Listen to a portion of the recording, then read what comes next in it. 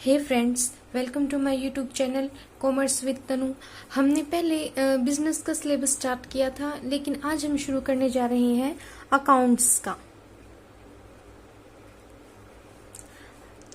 From 11th class.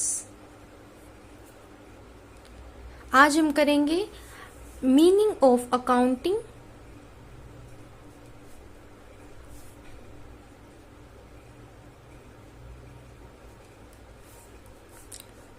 अब आप accounting से समझते क्या है।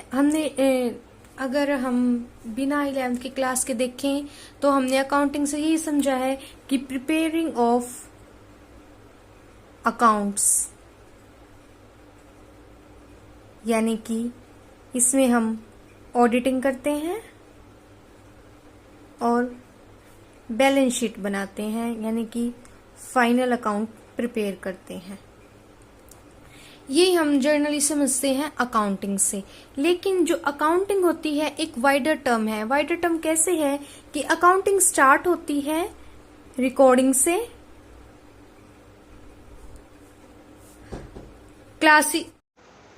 अब हम बात करेंगे अकाउंटिंग की कैरेक्टरिस्टिक्स की, यानी कि अकाउंटिंग की हमारी क्या विशेषताएं हो सकती है।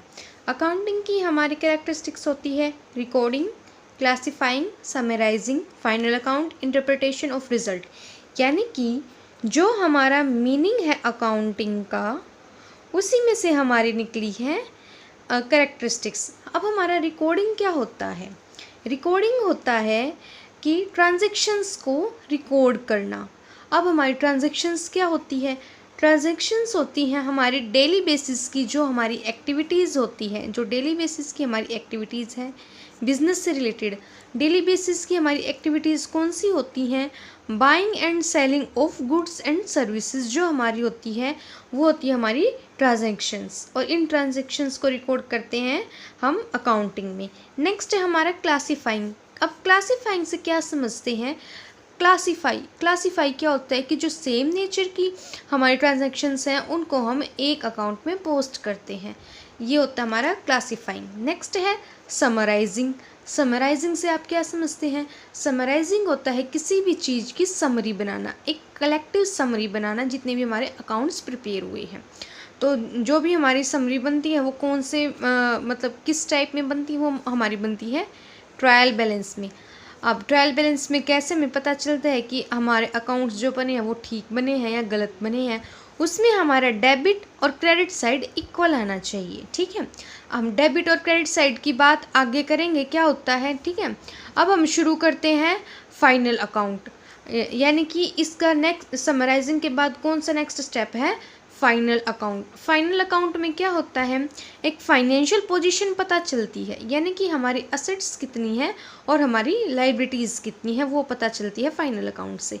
और फाइनल अकाउंट में हम बनाते हैं लॉस एंड मतलब उससे लॉस और प्रॉफिट पता चलता है। और बैलेंस शीट क्या होती है, जिससे हमें फ्लो ऑफ कैश पता चलता है। फ्लो ऑफ कैश का मतलब क्या होता है कि हमारा कितना कैश गया और कितना कैश आया, वो पता चलता है हमें बैलेंस शीट से।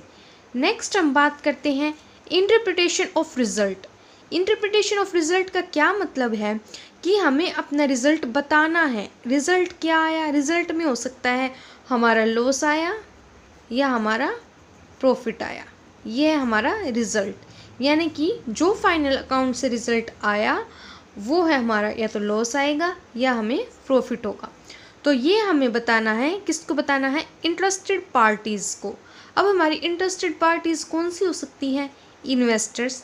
इन्वेस्टर कौन होते हैं, इन्वेस्टर होते हैं जो कि बिजनेस में पैसा लगाते हैं, वो होते हैं हमारे इन्वेस्टर्स। क्रेडिटर्स कौन होते हैं, क्रेडिटर्स होते हैं जहाँ से फर्म ने पैसा लिया है, यानी कि क्रेडिट लिया है जिन पर्सन से, वो होते हैं हमारे क्रेडिटर्स।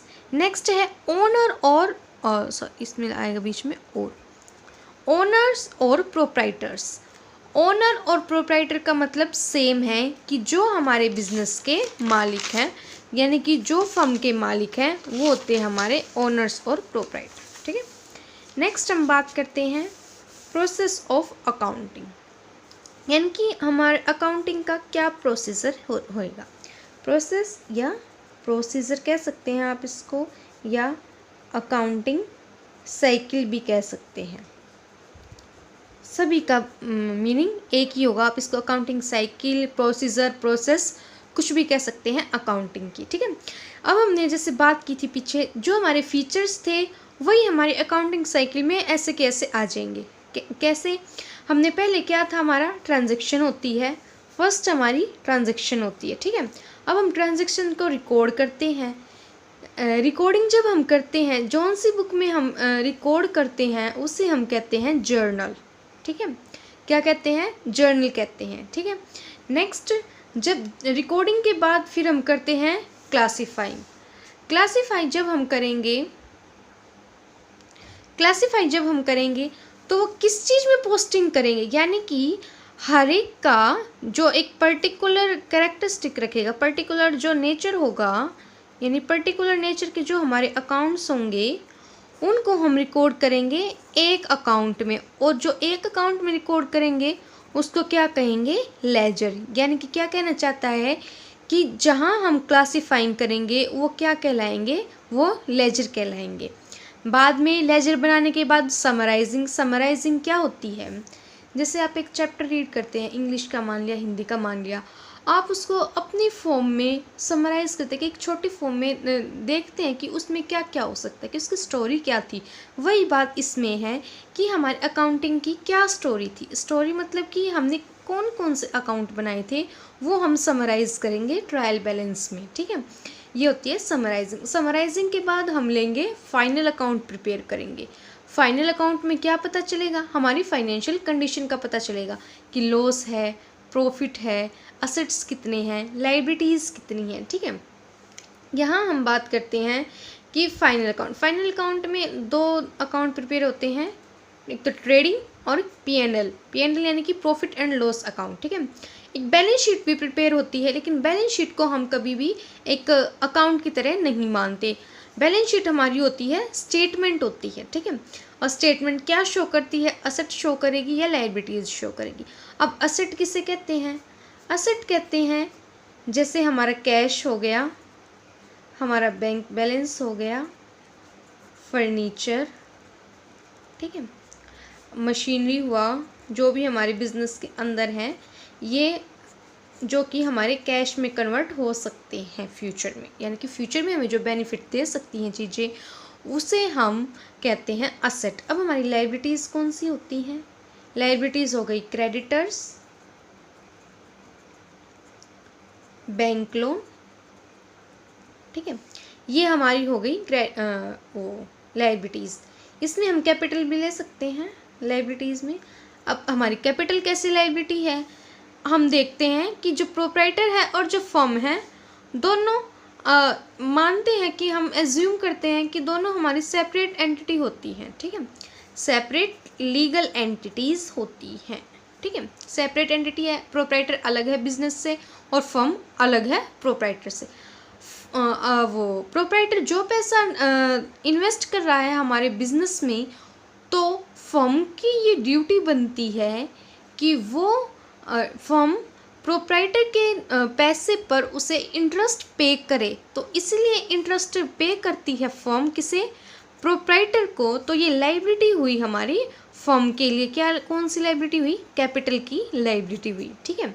और नेक्स्ट स्टेप आता है हमारे इसमें अकाउंटिंग साइकिल में, interpretation of result. Interpretation of result का वही मतलब है कि हम अपना रिजल्ट इंटरप्रेट करते हैं, मतलब कि हम अपना रिजल्ट बताते हैं, ठीक है। अब हम बात करते हैं ऑब्जेक्टिव्स ऑफ अकाउंटिंग की, यानी कि अकाउंटिंग बनाने का क्या मोटिव था, ठीक है, हम क्या ज़रूरत पड़ी कि हमें अकाउंटिंग बनाना पड़ा। पहले है to keep the systematic record of transaction.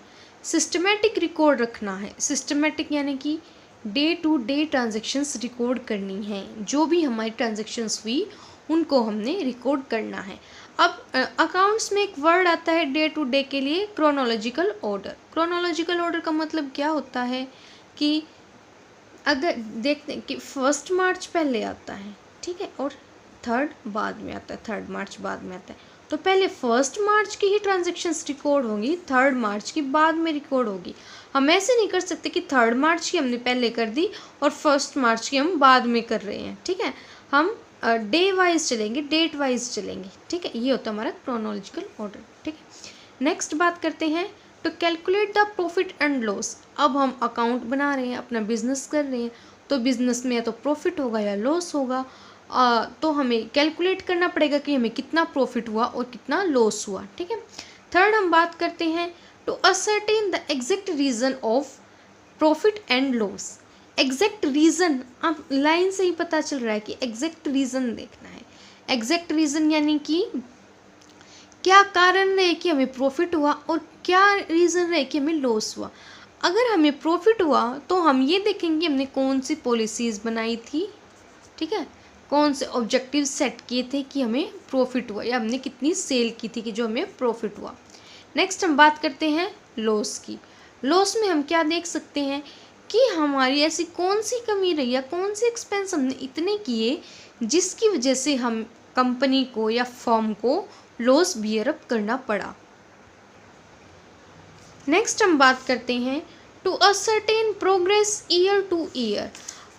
इसमें कहना क्या चाहता है to ascertain progress year to year. मान लेते हैं कि हमने, हमारा करंट ईयर है, यानी कि करंट ईयर हमारा है 2023, ठीक है। अब इसका प्रीवियस ईयर कौन सा रहा होगा, 2022, ठीक है। हमारे प्रीवियस ईयर में हमें हुए लॉसेस और इस ईयर हम एज्यूम करें कि इस ईयर हमें हो सकते हैं प्रॉफिट, तो ये हमारी प्रोग्रेस ही तो हुई ना। अब हमें ये पता कैसे चला कि हमें लॉस हुआ या प्रॉफिट हुआ। ये पता कैसे चला कि हमने अपने अकाउंट्स प्रिपेयर किए थे, तो इससे हमें पता चला कि हमें प्रॉफिट हुआ या लॉस हुआ, ठीक है।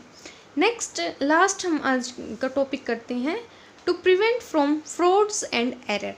फ्रॉड्स एंड एरर का मतलब क्या है कि कोई भी मिस स्टेटमेंट नहीं हो सकती, मिस स्टेटमेंट नहीं शो हो सकती, ठीक है, नहीं हो सकती। इसमें क्या है कि अगर हम अकाउंट्स बना रहे हैं तो हम ये इंश्योर करते हैं कि जो भी हमने रिकॉर्डिंग की है वो हमने बिल्कुल करेक्ट रिकॉर्ड किया है, उसमें कोई भी मिस्टेक नहीं है, कोई भी एरर नहीं है, और ना ही हमने वो फ्रॉड के लिए किया है। हमने सिर्फ अपने प्रॉफिट शो करने के लिए अपनी बैलेंस शीट या अकाउंटिंग बनाई है, ठीक है। हमने किसी भी फ्रॉड के मकसद से अपने अकाउंट्स प्रिपेयर नहीं की, ठीक है। तो आज हमने बात की meaning of accounting, objectives of accounting, process of accounting, ठीक है। होप आज के लिए बस इतना ही। Hope you like my video. If you like then please share, subscribe my channel. Thank you.